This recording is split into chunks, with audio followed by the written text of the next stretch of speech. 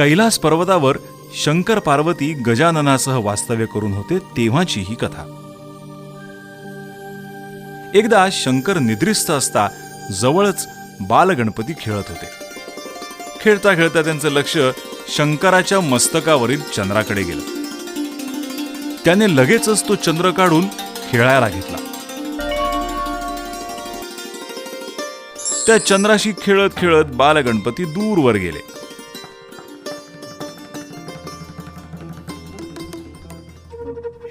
थोड्या वेळाने शंकर जागे झाले. जागे झाल्यावर पाहतात तो काय, त्यांना आपल्या मस्तकावरील चंद्र नाहीसा झाल्याचं आढळलं. तेव्हा त्यांनी नंदी आणि आपले गण यांना बोलावून घेतलं आणि चंद्राबद्दल विचारलं. तेव्हा गणांनी चंद्र गणपतीच्या हातात पाहिल्याचं सांगितलं. तेव्हा शंकरांनी गणपतीकडून चंद्र घेऊन येण्यास नंदी आणि गणांना फरमावलं. हुकमाप्रमाणे गण आणि नंदी निघाले गणपतीकडून चंद्र आणण्यास.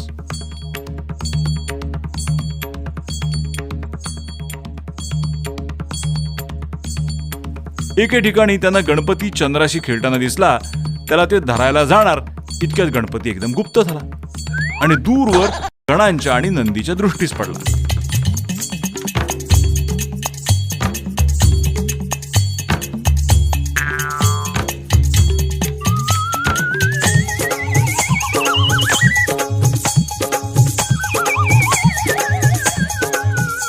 तिथे ते गणपतीला पकडायला गेले तर पुन्हा गणपती गुप्त झाला.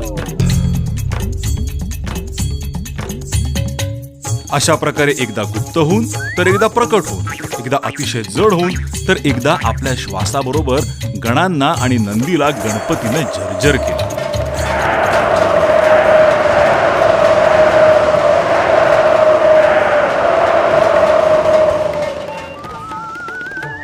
शेवटी त्यांच्या शक्तीची घमेंड उतरवल्यावर गण थकलेले पाहताच गणपती त्यांना शंकरांच्या पायाशी बसलेला आढळून आला आणि चंद्रही शंकराच्या मस्तकावरच होता. हा चमत्कार पाहून गण आणि नंदी शंकरास म्हणाले, अहो शंकर, चंद्र तर आपल्या मस्तकीच आहे.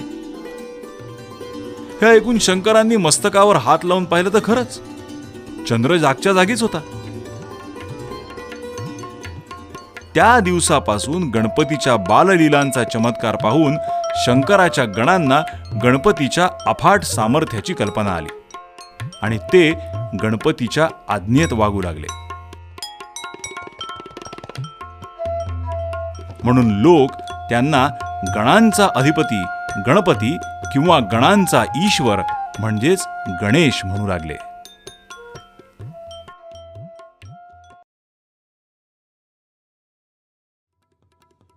मुलांनो, गणपतीच्या पायांजवळ पिटुकला उंदीर नेहमी असतोच. गणपतीला मोदकांचं नैवेद्य दाखवल्यावर उंदरालाही करंजी द्यावी लागते. गणपतीसारख्या विशाल देहाच्या भव्य देवतेला उंदरासारखं एवढंसं छोटं वाहन कसं वर मिळालं असेल याचं आपल्याला आश्चर्य वाटल्याशिवाय राहत नाही. तर गणपतीला उंदीर हे छोटं वाहन कसं बरं मिळालं असेल याचीच ही कथा. एकदा इंद्रसभेत समारंभात गाणं गाण्यासाठी इंद्रानं क्रौंच नावाच्या गंधर्वाला तातडीचं बोलावणं केलं. तेव्हा घाईघाईत इंद्रसभेत येत असताना या क्रौंच गंधर्वाची लाथ तिथंच बसलेल्या वामदेव नावाच्या महर्षीला बसली. त्यामुळे वामदेव अतिशय संतापले. त्यांनी त्या गंधर्वाला शाप दिला, तू तुरुतुरु पळणारा उंदीर होशील. त्याच्या शापानं क्रौंचाचं उंदरात परिवर्तन झालं आणि तो उंदीर होऊन पराशर ऋषींच्या आश्रमाजवळ पोहोचला.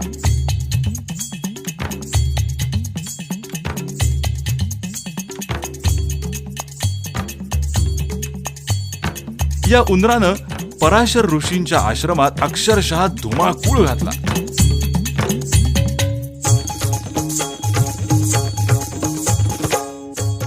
आश्रमातल्या अन्नधान्याची त्याने नासाडी करायला सुरुवात केली. आश्रमातले पदार्थ खाऊन त्याने आश्रमवासी आणि पराशर ऋषींना भंडावून सोडलं. एवढंच नाही तर आश्रमातल्या ग्रंथ, पोथ्या, कपडे सुद्धा त्याने कुरतडून टाकले. आश्रमातल्या साऱ्या शिष्यगणांनी या उंदरास पकडण्यासाठी जंग पछाडलं.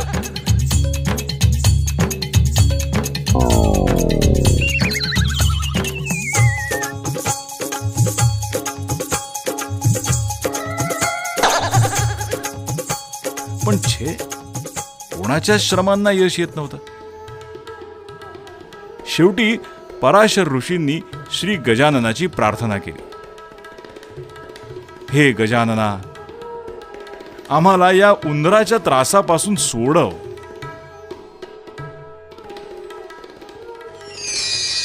गणपतीनं मग तिथं प्रकट होऊन युक्तीनं आपला पाश त्या उंदरावर टाकला.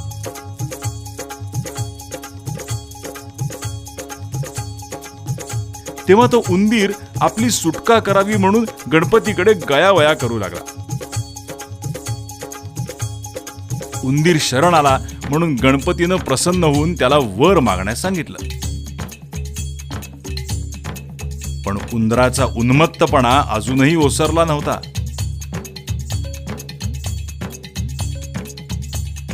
त्याने गर्विष्ठपणे गणपतीलाच म्हटलं, तुझ्याकडून मला कोणताही वर नको, तूच माझ्याकडे वर माग. त्याचा हा उद्दामपणा पाहून गणपती लगेच म्हणाले, बर, आजपासून तू माझं वाहन हो.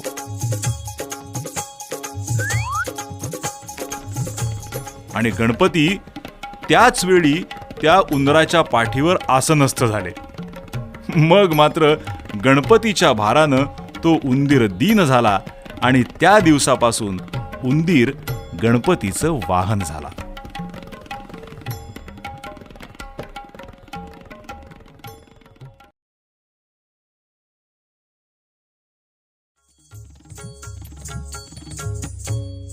एकदा यमाच्या नगरीत खूप मोठा उत्सव चालू होता. त्या उत्सवात अनेक अप्सरा, नृत्यांगना नृत्य करत होत्या. त्या उत्सवात तिलोत्तमा नृत्य करत असताना तिच्या सौंदर्यावर यम मोहित झाला आणि त्यामुळे अनलासूर नावाचा एक भयंकर अकराळ विकराळ राक्षस निर्माण झाला. अनलासूर जिथे जाई तिथे अग्नी निर्माण होऊन सर्व भस्म होईल.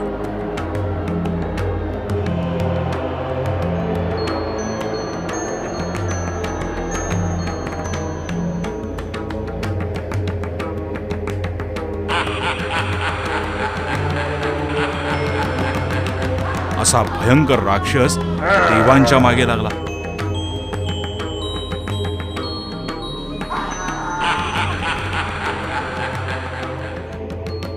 त्यामुळे घाबरलेल्या देवांनी श्री गणेशाची आराधना सुरू केली.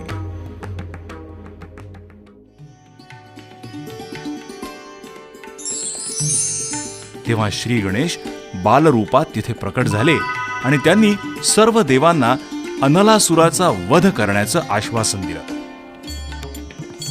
तेवढ्यात दशदिशा भस्म करत अनलासूर तिथे आला. त्याला तिथे पाहून सर्व देव घाबरून सैरावैरा पळत सुटले.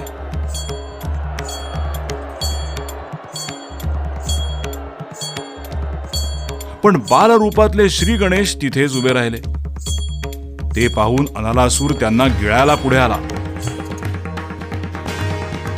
पण बाल गजाननानंच त्यांना गिळून टाकलं. साक्षात अग्निरूप अनलासुरालाच गिळल्यानं श्री गणेशाच्या सर्वांगाचा दाह होऊ लागला.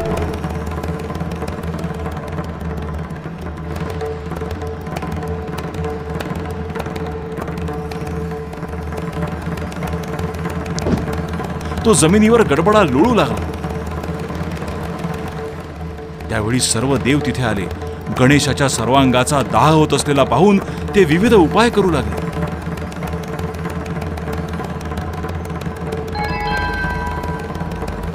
इंद्राने शीतल आणि अमृतमय चंद्र त्याच्या मस्तकावर ठेवला. ब्रह्मदेवानं सिद्धी आणि बुद्धी या मानस कन्या त्याला अर्पण केल्या. विष्णूंनी आपल्या हातातलं थंडगार कमळ दिलं. वरुणाने थंडगार जलाचा अभिषेक केला. शंकरानं आपला शेष गणेशाच्या पोटाभोवती बांधला.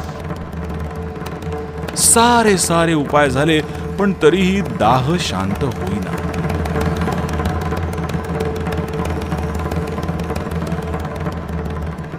तेव्हा 88 सहस्त्र मुनींनी प्रत्येकी 21 अशा हिरव्यागार दुर्वा गजाननाच्या मस्तकावर वाहिल्या. तेव्हा गजाननाच्या अंगाचा दाह कमी झाला.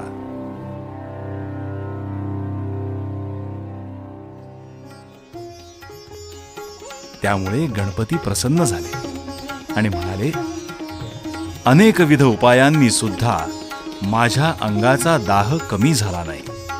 दुर्वांनी मात्र माझ्या अंगाचा दाह कमी झाला, म्हणून यापुढे मला दुर्वा अर्पण करणाऱ्यास हजारो यज्ञ, व्रत, दान आणि तीर्थयात्रा केल्याचं पुण्य मिळेल. तेव्हापासून अनलासुराचा प्रशम केला म्हणून गजाननाला कालानल प्रशमन असं नाव प्राप्त झालं. सर्व देवांनी त्या ठिकाणी एक सुंदर देवालय निर्माण करून त्यामध्ये गजानन मूर्तीची स्थापना केली आणि त्याला विघ्नहर असं नाव दिलं.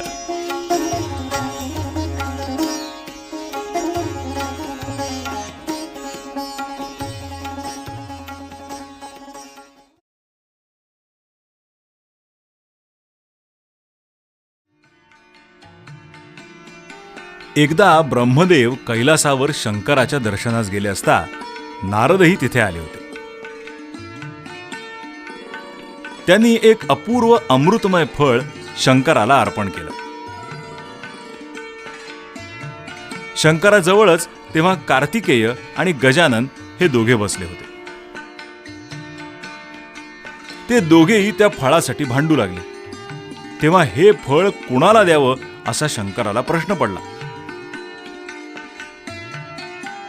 ब्रह्मदेवानं ते फळ कार्तिकेयाला देण्याचं सुचवलं.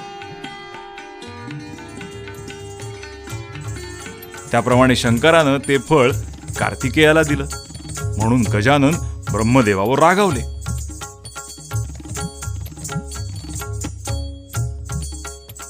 पुढे एकदा शंकर आणि गजानन ब्रह्मदेवाच्या भेटीसाठी सत्यलोकी गेले असता शंकराचं लक्ष नाही असं पाहून गजानन उग्र स्वरूप धारण करून ब्रह्मदेवास घाबरवू लागले.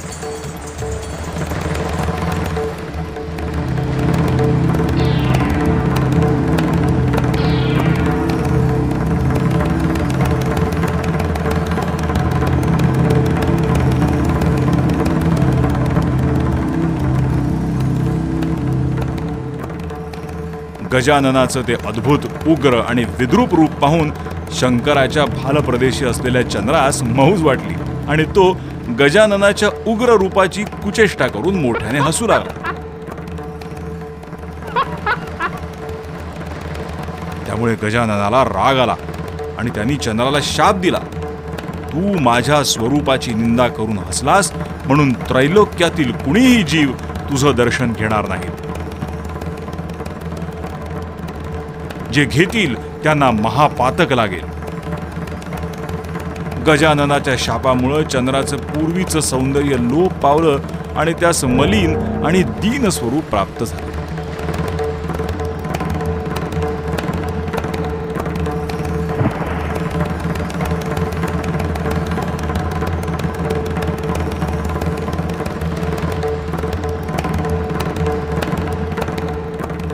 हे पाहून चंद्राला स्वतःचीच लाज वाटू लागली आणि तो लपून बसला. हे वर्तमान जेव्हा साऱ्या देवांना समजलं तेव्हा त्यांना फार वाईट वाटलं.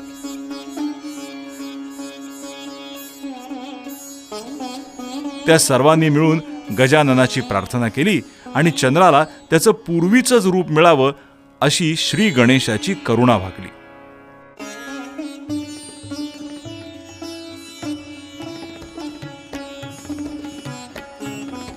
इंद्रानं चंद्राला बोलावून आणलं आणि गजाननाच्या एकाक्षर मंत्राचा जप करण्यास सांगितलं. त्याप्रमाणे चंद्राने एकाग्र अंतःकरणाने एकाक्षर मंत्राचा 12 वर्ष जप केला.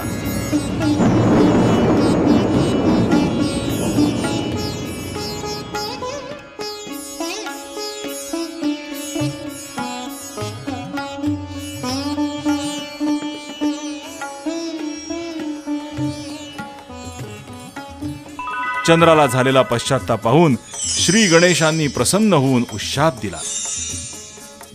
तुझे पूर्वीचे सुंदर रूप तुला प्राप्त होईल. प्रत्येक महिन्याच्या कृष्ण चतुर्थीला तुझं दर्शन घेतल्याखेरीज माझी पूजा पूर्ण होणार नाही. तुझं दर्शन घेतल्यावरच माझे भक्त जेवतील आणि उपवास सोडतील. तसंच तुझी एक कला मी भूषण म्हणून माझ्या मस्तकी धारण करीन. परंतु भाद्रपद चतुर्थीस जे कोणी तुझे दर्शन घेतील त्यांच्यावर चोरीचा आळ येईल. असा वर मिळाल्याबरोबर चंद्राचा मलिनपणा नष्ट होऊन तो पूर्ववत तेजस्वी झाला.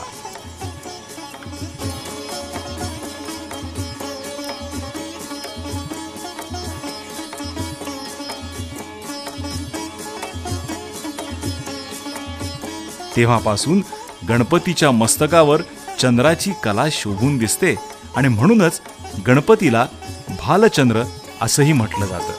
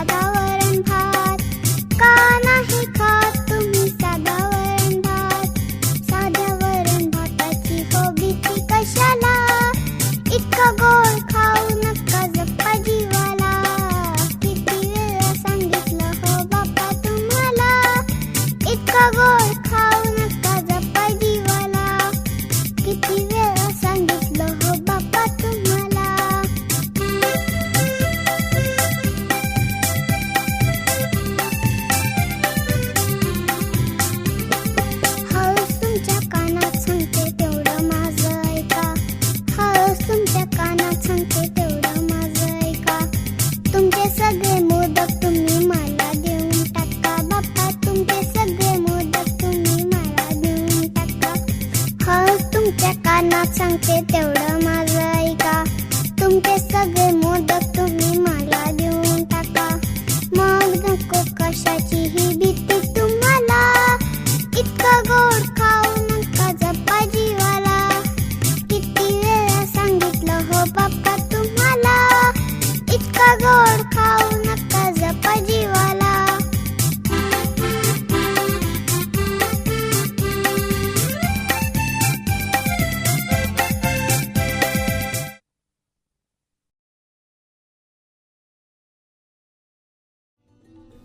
श्री गणेशाच्या अनेक नावांपैकी एक नाव आहे चिंतामणी. पण हे नाव त्याला कसं काय मिळालं, याचीच ही कथा. फार पूर्वी अभिजित नावाच्या राजाचा गण नावाचा एक महादुष्ट राजपुत्र होऊन गेला. हा राजपुत्र असहाय्य लोकांचा, ऋषीमुनींचा अनन्वित छळ करत असे.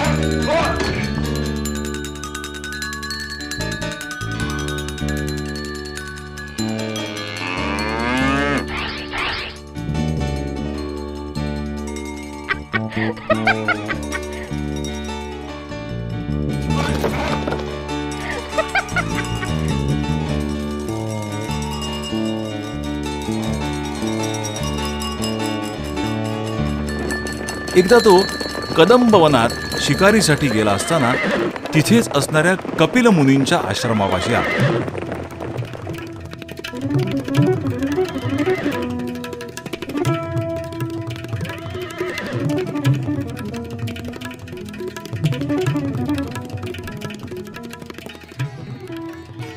तेव्हा कपिल मुनींनी गणाला त्याच्या फौजेसह भोजनास थांबाव्यास सांगितलं.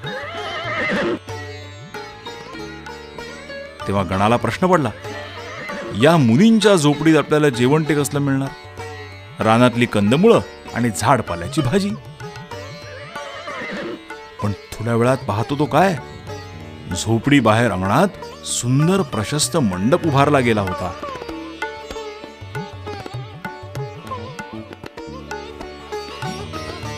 मंडपात प्रत्येकासाठी बसायला सुंदर पाट, समोर सुग्रास भोजनयुक्त चांदीच्या ताटवाट्या मांडलेल्या होत्या.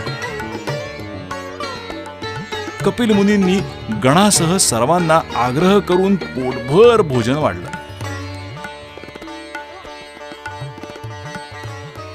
हा थाट पाहून गण आश्चर्यचकित झाला होता. एवढ्या अल्पावधीत या मुनींनी एवढा थाट कसा उभारला असेल, हे मनात येऊन त्यानं कपिल मुनींजवळ चौकशी केली.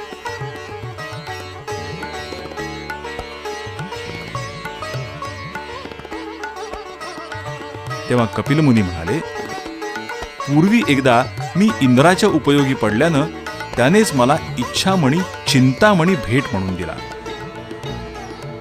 हे ऐकून गणानं कपिल मुनींजवळ तो मणी मागितला.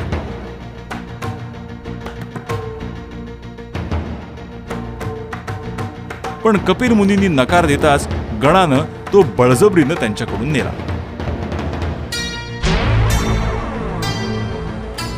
गणानं चिंतामणी नेल्यानं कपिल मुनींना खूप दुःख झालं. त्यांनी भगवान विष्णूची आराधना केली.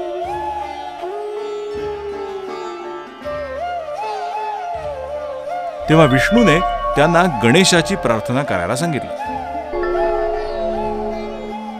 मग कपिल मुनींनी श्री गणेशाची कठोर आराधना करून गणेशास प्रसन्न करून घेतलं आणि घडलेला सारा प्रकार त्यांना कथन केला.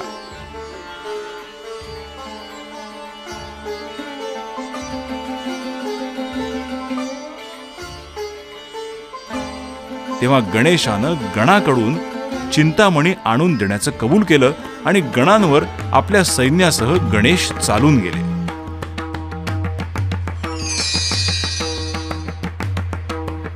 अभिजित राजानं गणास खूप समजावलं, परंतु गर्वोन्मत्त गणाने आपल्या पित्याचं काहीही न ऐकता गणेशावर चढाई केली. दोन्ही सैन्यात घनघोर युद्ध झालं. गणाचं सारं सैन्य मारलं गेलं.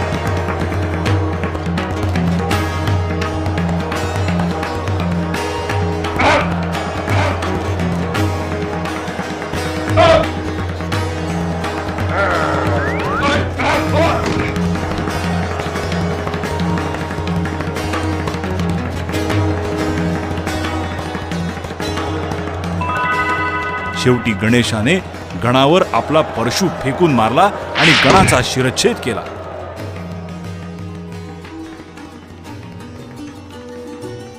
नंतर गणाच्या पित्याकडून तो चिंतामणी घेऊन गणेशानं कपिल मुनीस दिला.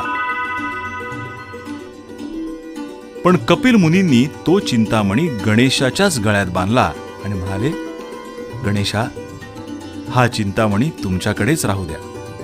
यापुढे लोक तुम्हाला चिंतामणी म्हणूनच ओळखतील. असं म्हणून कपिल मुनींनी गणेशाला नमस्कार केला. तेव्हापासून मुळामुठा नदीच्या काठावरील कदंबाच्या वनात म्हणजे थेऊर गावी येऊन चिंतामणीचं तिथं वास्तव्य झालं आणि विनायक चिंतामणी झाला. हा थेऊरचा चिंतामणी विनायक अष्टविनायकांपैकी दुसरा विनायक आहे.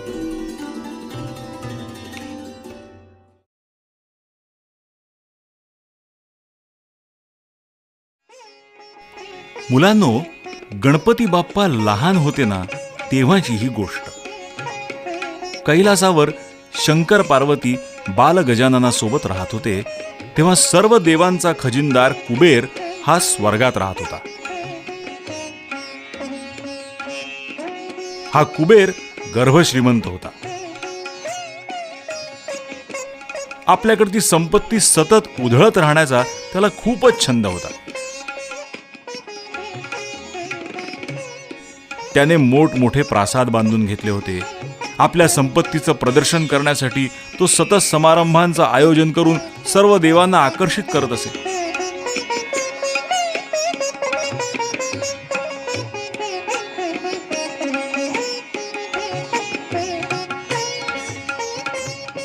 त्याने कितीही उधळपट्टी केली तरी त्याचा खजिना कधीही रिता होत नसे.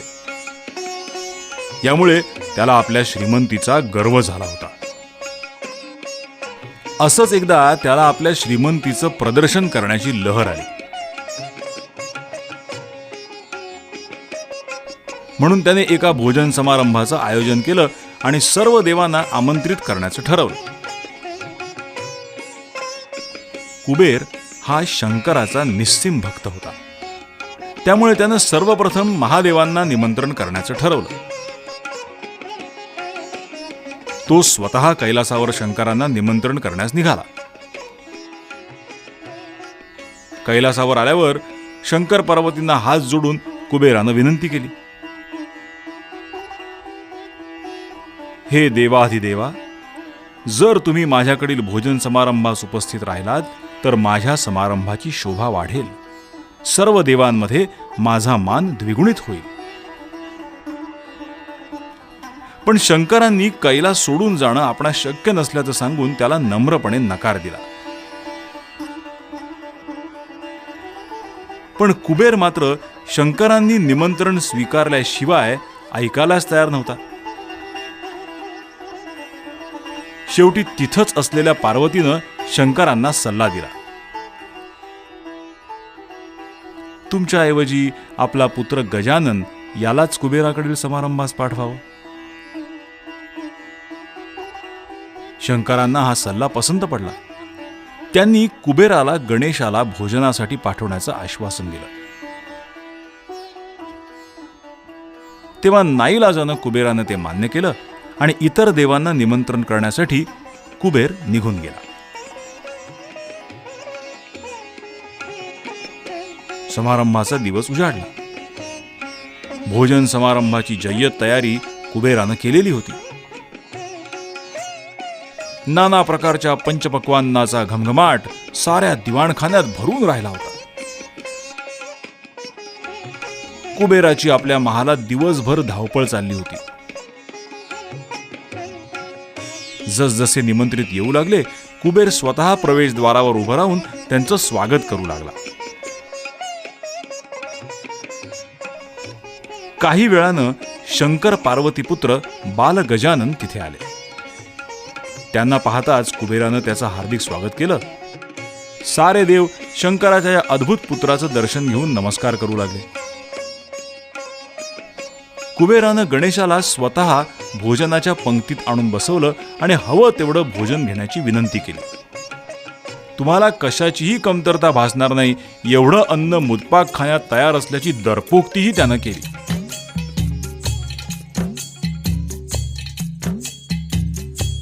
बाल गणेश भोजनास बसले. त्यांनी खाण्यास सुरुवात केली. एका मागोमाग एक पदार्थांची मागणी बाल गणेश करत होते.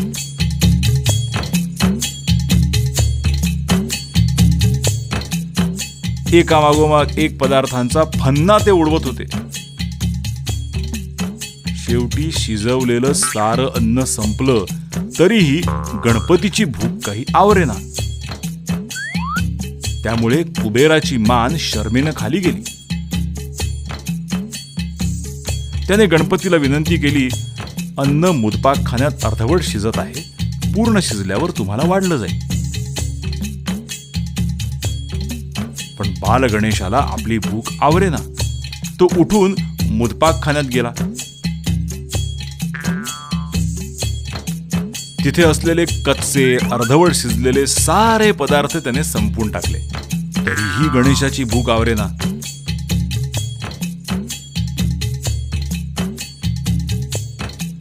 तेव्हा ते कुबेरास म्हणाले, तुझे सारे पदार्थ संपले, आता मला अजून अन्न दे, नाहीतर मी तुझाच फन्ना उडवीन. हे ऐकून कुबेराची भीतीनं गाळण उडाली. तो पळू लागला. त्याच्या मागोमाग गणेश पळू लागले. पळत पळत ते दोघेही कैलासावर आले.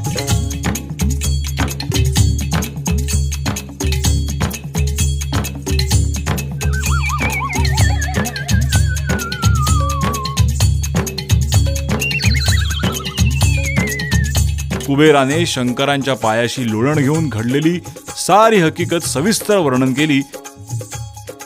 ते ऐकून श्री शंकर गणेशास म्हणाले, गणेशा, तू असे का करतोयस? तेव्हा गणेश श्री शंकरांना म्हणाले, कुबेरानं हवं तेवढं अन्न खाण्यास सांगितलं, पण मला पाहिजे तेवढं भोजन तो पुरवू शकला नाही. त्यामुळे माझी भूक शांत झालेली नाही, म्हणून मी कुबेराच्या मागे लागलोय. तेव्हा श्री शंकरांनी गणेशास आज्ञा केली, पार्वती मातेजवळ जा, तिनं तुझ्यासाठी थाळीत मोदक ठेवले ते खा. त्याबरोबर श्री गणेश तिथून निघून गेले.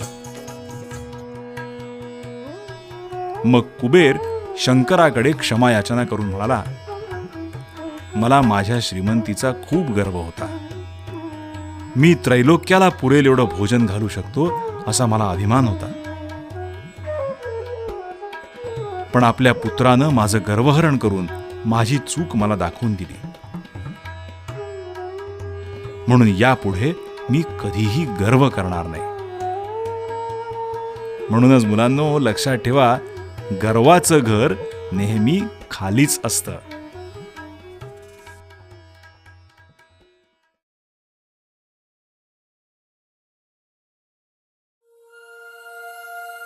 महर्षी वेदव्यास यांनी महाभारत लिहिलं हे आपल्याला माहीत आहेच. पण व्यास महर्षी महाभारत कथन करत असता ते लिहून घेण्याचं कार्य गणपतीनं केलं होतं हे फारच थोड्या लोकांना माहिती आहे.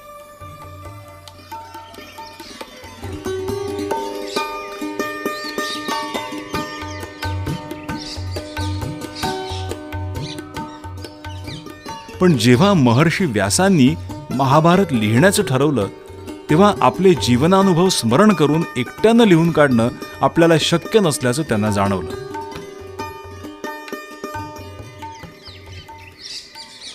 तसंच सर्व देवांमध्ये त्यांना तोडीचा लेखनिक कोणीच आढळेना. मग महर्षी व्यास ब्रह्मदेवाकडे गेले.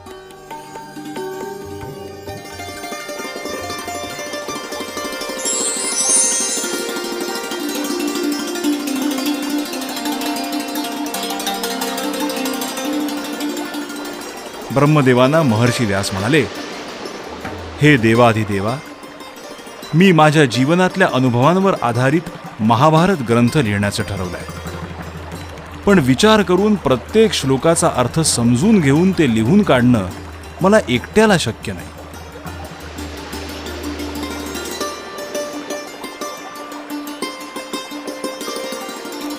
तेव्हा मला मी सांगितलेलं समजून घेऊन प्रत्येक श्लोकाचा अर्थ व्यवस्थित समजावून लिहिणारा लेखनिक सहाय्यक म्हणून हवाय.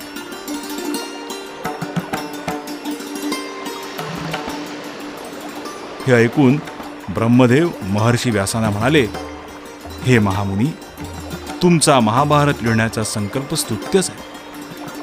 तुम्ही हे सुंदर कार्य लवकरच पूर्ण करा अशी माझी खात्री आहे.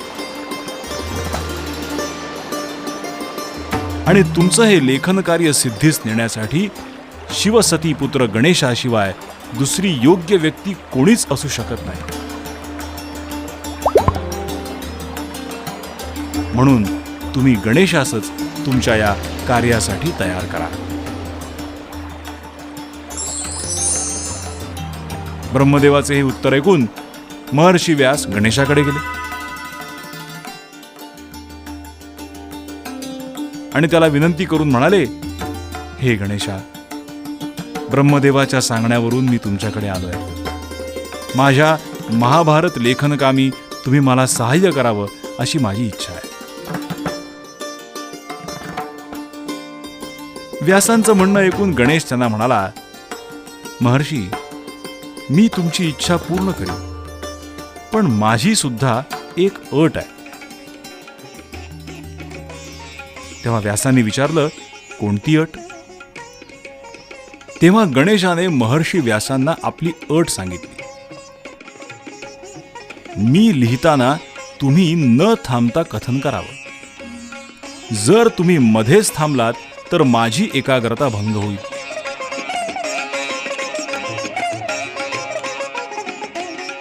तसंच मध्ये वेळ दवडणं सुद्धा मला आवडणार नाही. मध्येच माझी एकाग्रता भंग झाल्यास मी माझ्या कामात एकसूत्रता आणू शकणार नाही. तुम्हाला जर असं न थांबता सतत सांगता येत असेल तरच मी तुमचा लेखनिक व्हायला तयार आहे. महर्षी व्यासांनी गणेशाची अट मान्य केली आणि म्हणाले, हे विघ्नहर्त्या, मला तुमची अट मान्य आहे, पण तू सुद्धा मी जे जे सांगेन ते अर्थ समजल्याशिवाय लिहायचं नाहीस. प्रत्येक श्लोकाचा अर्थ प्रथम नीट समजून घेऊन लिहिणं हे महाभारत लेखनाच्या दृष्टीने अतिशय आवश्यक आहे. एखादी गोष्ट पूर्ण समजल्या वाचून लिहिणं हे कदापिही शक्य आणि योग्य होणार नाही. गणेशानंही महर्षी व्यासाचं म्हणणं मान्य केलं. मग महर्षींनी कथानकाला सुरुवात केली.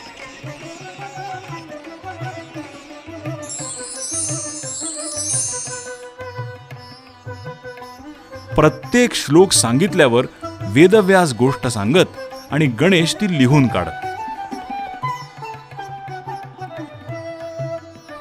महाभारत कथन करता करता व्यासांच्या लक्षात आलं की गणेश अर्थ समजून घेऊनही खूपच जलद गतीने लिहू शकतोय. तेव्हा त्यांनी अधिकाधिक कठीण आणि गहन श्लोक सांगायला सुरुवात केली. त्यामुळे त्याचा अर्थ समजून घेऊन लिहायला गणेशाला जास्त वेळ लागू लागला. तेवढ्या वेळात मग महर्षी व्यास नवीन श्लोक रचून तयार ठेवत. अशा प्रकारे महाभारत सहजतेनं पूर्ण झालं आणि आजही आपण त्याचा आनंद उपभोगू शकतो.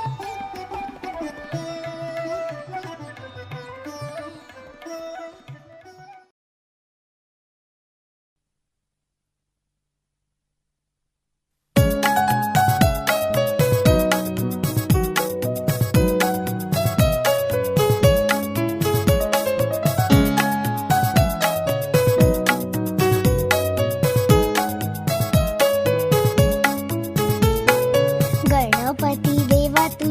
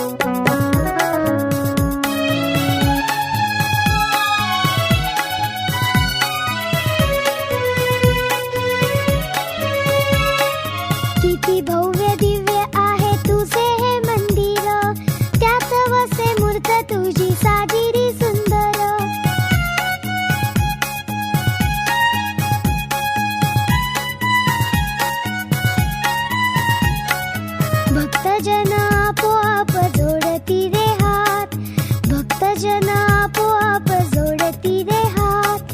रोज रोज नैवेद्याला मोदकाचे ताट, गणपती देवा तुझा किती थाट.